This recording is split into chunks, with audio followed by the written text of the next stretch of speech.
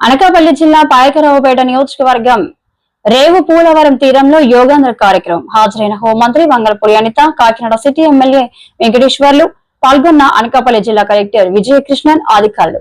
యోగాంధ్రలో పాల్గొన్న 2000 మంది ఉద్యోగులు, నాయకులు, ప్రజలు. అంతర్జాతీయ యోగా దినోత్సవం సందర్భంగా విద్యార్థులకు నిర్వహించిన వివిధ పోటీలు, విద్యార్థులకు బహుమతులు ప్రదానం చేసిన హోంమంత్రి అనిత, హోంమంత్రి వంగలపూడి అనిత కామెంట్స్. పర్యాటక ప్రాంతమైన రేవు పోలవరం తీరంలో యోగాంధ్ర కార్యక్రమం నిర్వహించడం సంతోషం. ప్రజల ఆరోగ్యం కోసం ఆలోచించిన నాయకులు నరేంద్ర మోదీ, చంద్రబాబు గారు. అంతర్జాతీయ యోగా దినోత్సవం విశాఖలో నిర్వహించడం ఉత్తరాంధ్రాల వాసుల అదృష్టం. ప్రపంచమంతా విశాఖ వైపు చూస్తుంది. యోగా జీవితంలో ఒక భాగం అవ్వాలి. ప్రపంచానికి యోగా భారతదేశం ఇచ్చిన ఒక గిఫ్ట్.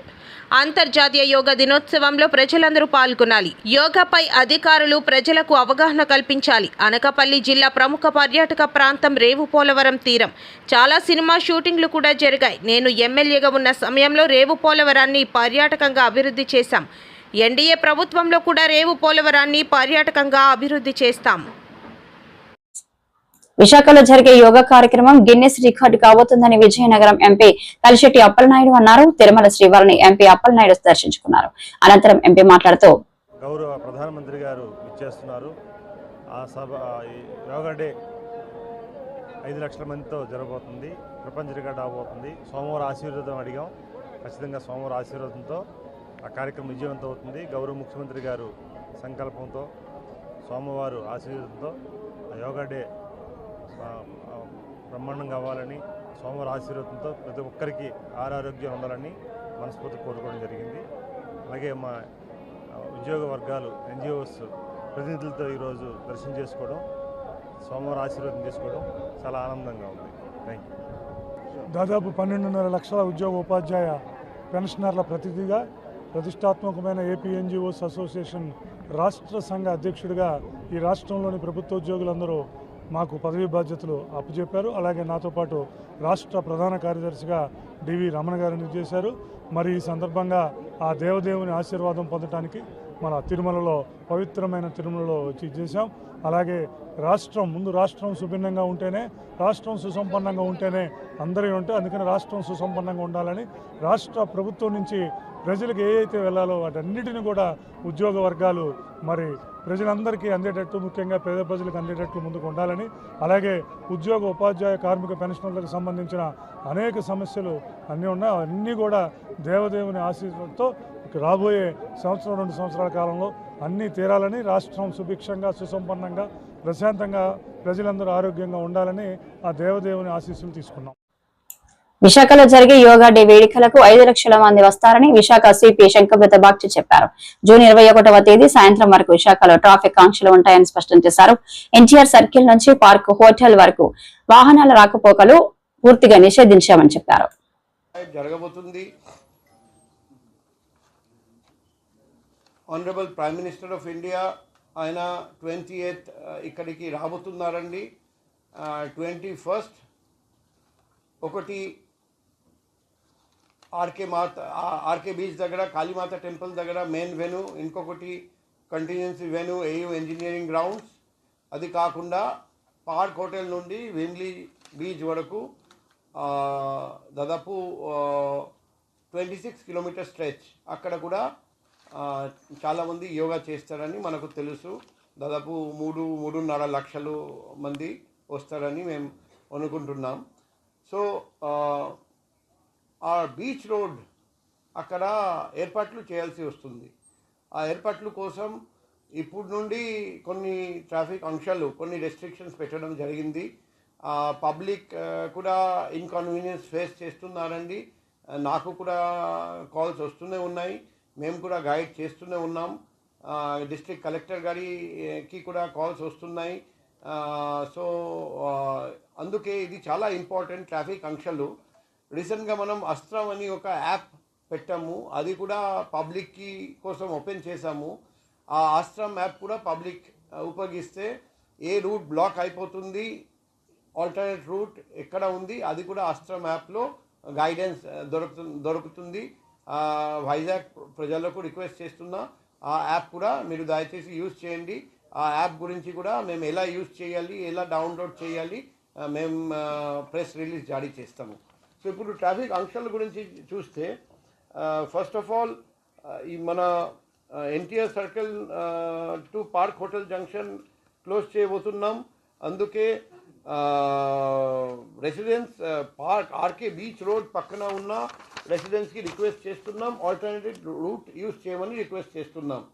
ఈ yoga stages all along the beach road from park hotel junction to Bheemili beach పెట్టాలి. కాబట్టి వెహికులర్ ట్రాఫిక్ ఈ స్ట్రెచ్లో కూడా క్లోజ్ చేయాల్సి వస్తుంది. అందుకే అక్కడ కూడా బోత్ సైడ్స్ ఉన్న రెసిడెన్స్కి మేము వేరే రూట్ యూజ్ చేయమని చెప్తున్నాం. విఐపీస్ ఎవరు Yogandhra main venue on RK beach road అక్కడికి వస్తారండి, వాళ్లకు ఏపీఐఐసి గ్రౌండ్ అక్కడికి రమ్మంటున్నాం, రిక్వెస్ట్ చేస్తున్నాం పార్క్ చేయమని వెహికల్స్. వాళ్ళు బాగా Siripuram, CR Reddy circle, all India radio junction ఆ రూట్ తీసుకొని ఈ ఏపీఐఐసి గ్రౌండ్లో పార్క్ చేయాలి. అండ్ తర్వాత బాగా విశ్వప్రియ ఫంక్షన్ హాల్ నడిచి మెయిన్ వెన్యూకి రావాలి.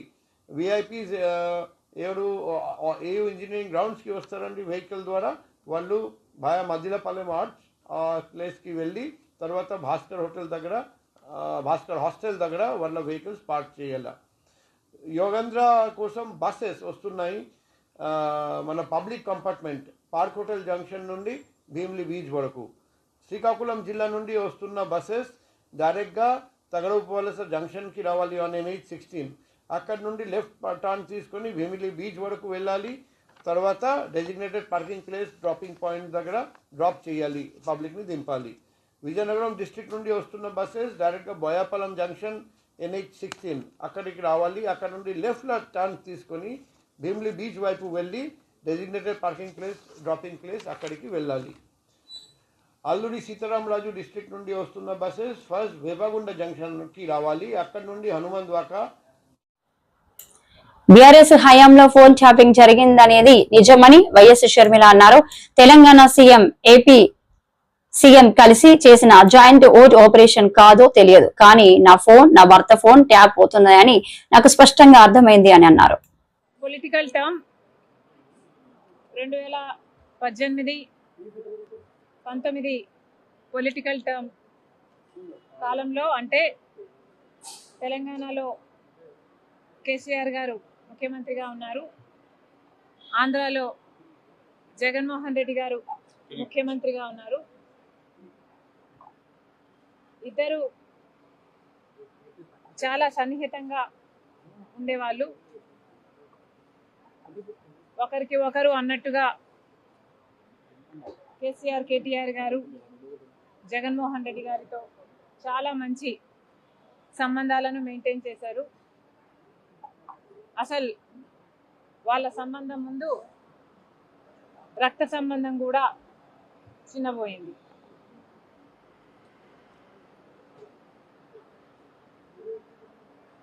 తెలంగాణలో ఫోన్ ట్యాపింగ్ జరిగింది అన్నమాట ముమ్మాటికి నిజం. మరి ఈ ఫోన్ ట్యాపింగ్ వ్యవహారం తెలంగాణ ముఖ్యమంత్రి, ఆంధ్ర ముఖ్యమంత్రి కలిసి చేసిన జాయింట్ ఆపరేషను, లేకపోతే ఇది షేర్డ్ ఇన్ఫర్మేషను నాకు తెలియదు, కానీ ఒక మాట అయితే స్పష్టంగా అర్థమైంది. అదేమిటంటే ఫోన్ ట్యాపింగ్ జరుగుతుంది, ఎంతమంది మీద జరుగుతుందో నాకు తెలియకపోయినా నా ఫోన్ ట్యాప్ అవుతుంది, నా భర్త ఫోన్ ట్యాప్ అవుతుంది, నా దగ్గర వాళ్ళ ఫోన్లు ట్యాప్ అవుతున్నాయి అన్న విషయం నాకు చాలా చాలా స్పష్టంగా అర్థమైంది. అసలు మా ఫోన్లు ట్యాప్ అవుతున్నాయి అనే అంశాన్ని నిజానికి నిర్ధారించింది వైవి సుబ్బారెడ్డి గారే. స్వయంగా వైవి సుబ్బారెడ్డి గారే హైదరాబాద్లో మా ఇంటికి వచ్చారు. మా ఇంటికి వచ్చి మా ఫోన్లు ట్యాప్ అవుతున్నాయి అన్న అంశం నిర్ధారిస్తూ మా ఫోన్లు ట్యాప్ చేసిన ఒక కాన్వర్సేషను, ఒక ఆడియో కాన్వర్సేషను, వాళ్ళు ఫోన్ ట్యాప్ చేసిన కాన్వర్సేషను నాకే వినిపించారు.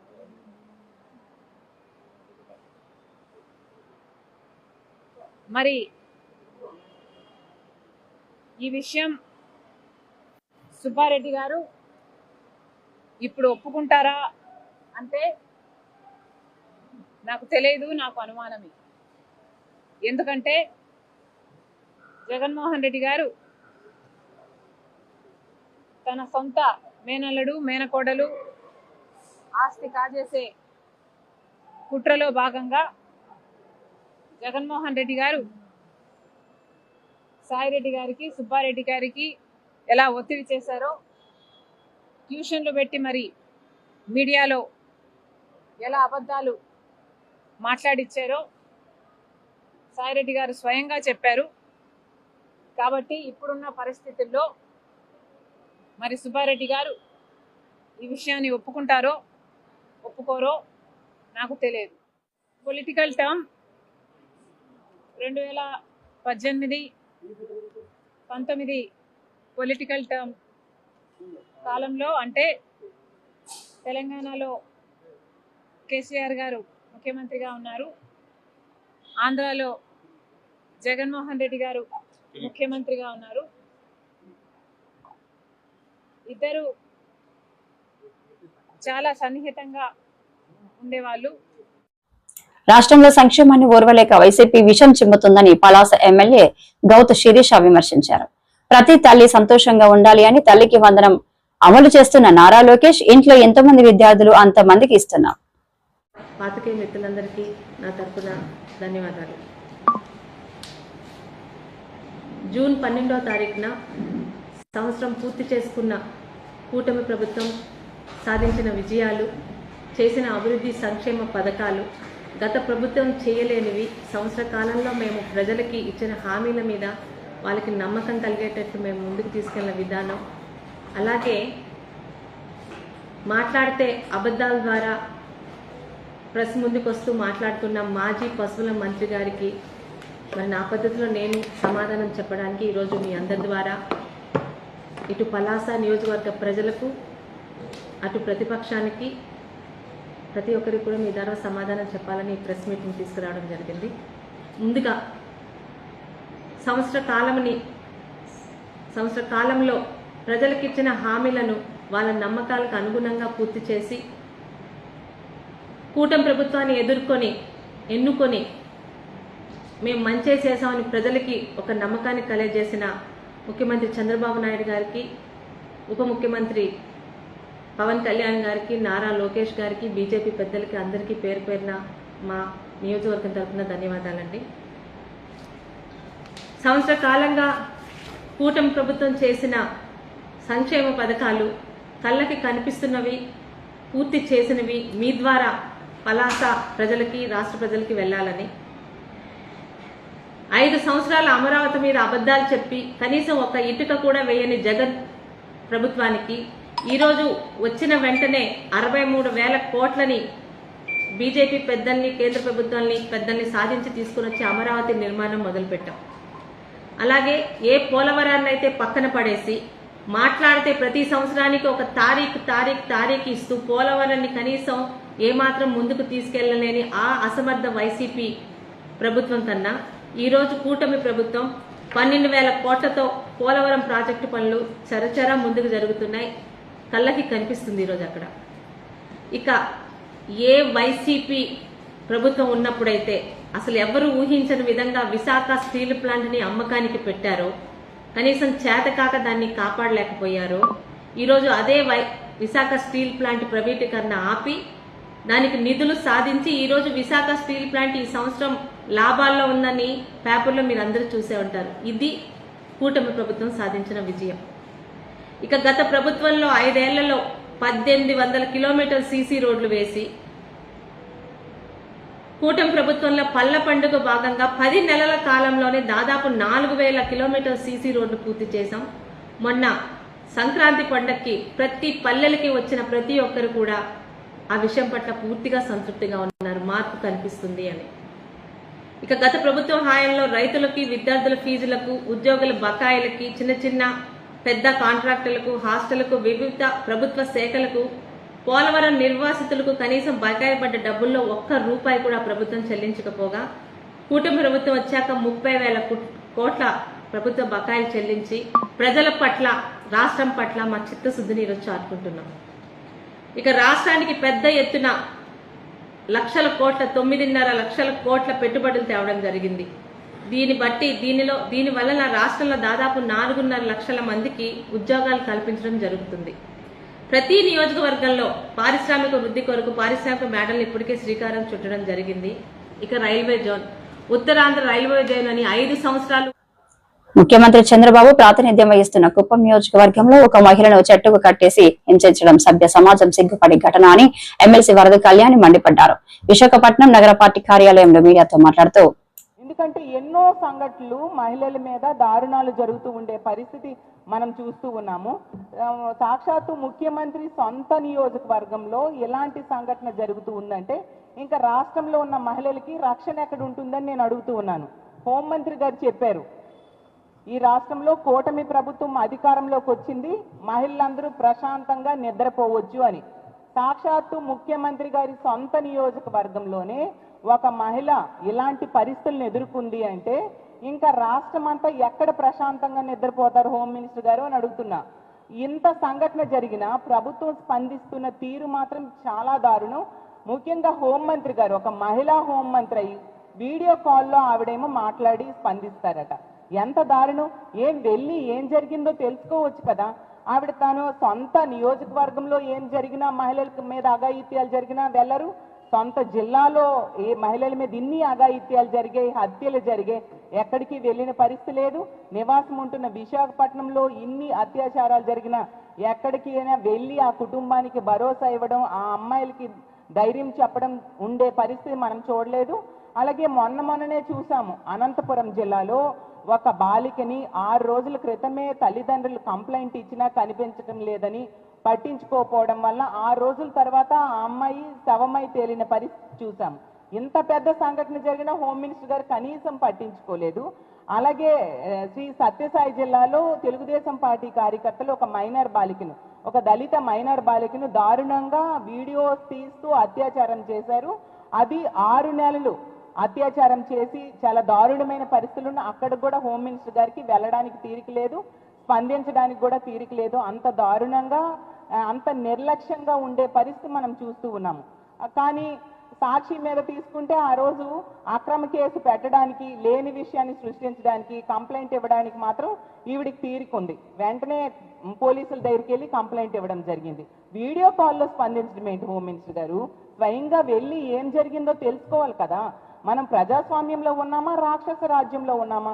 ఎంత దారుణమైన పరిస్థితులు జరుగుతున్నాయి. ముఖ్యమంత్రి గారైతే చెప్పారు, ముఖ్యమంత్రి అయిన వెంటనే ఈ రాష్ట్రంలో ఎవరు ఆడబిడ్డపై చెయ్యేసినా అదే వాళ్ళకి చివరి రోజు అనేసి.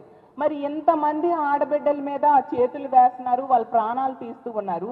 మరి చివరి రోజు అవుతుందా ముఖ్యమంత్రి గారు అని నేను అడుగుతున్నాను. మీ సొంత నియోజకవర్గంలో ఒక మహిళ మీద ఇంత దారుణంగా మీ టీడీపీ కార్యకర్తే దాడి చేశాడు, చెట్టుకు కట్టేసి అంటే ఎంత హేయమైన చర్య. మీరు దీనికి స్పందించరా, కఠిన చర్యలు తీసుకోరా అని నేను అడుగుతూ ఉన్నాను. అలాగే డిప్యూటీ సీఎం గారు అసలు మహిళల మీద ఎవరైనా చేయి వేస్తే తాట తీస్తానన్నారు. మరి ఎక్కడ తాట తీస్తూ ఉన్నారు? ఇన్ని సంఘటనలు జరుగుతున్నాయి. రోజు ఈ జరుగుతున్న సంఘటనల గురించి మేము ప్రెస్ మీట్స్ పెట్టి చెప్తూ ఉన్నాము. అయినా మీరు ఎవరికి తాట తీసిన పరిస్థితులు అయితే కనిపించడం లేదు. అసలు ఈ సంఘటన కూడా సాక్షి వాళ్ళు వెళ్ళి ఆ విషయాన్ని వెలుగులోకి తీసుకొస్తే అప్పుడు ప్రభుత్వం కానీ పోలీసులు కానీ స్పందించారు. అంతవరకు పట్టించుకున్న దాఖలాలు లేదు. అంత దారుణంగా మహిళల భద్రత గాలికి వదిలేసిన పరిస్థితి ఈ రాష్ట్రంలో ఉంది. తీసుకుంటే ముఖ్యమంత్రి గారు, అలాగే లోకేష్ గారు, అలాగే డిప్యూటీ సీఎం గారు, హోంమంత్రి గారు ఏం చెప్పారు? పచ్చబిల్ల వేసుకుంటే చాలు, ఏ తప్పు చేసినా వదిలేయండి అని. అలా వదిలేయండి అని చెప్పడంతో ఈ తెలుగుదేశం పార్టీ కార్యకర్తలు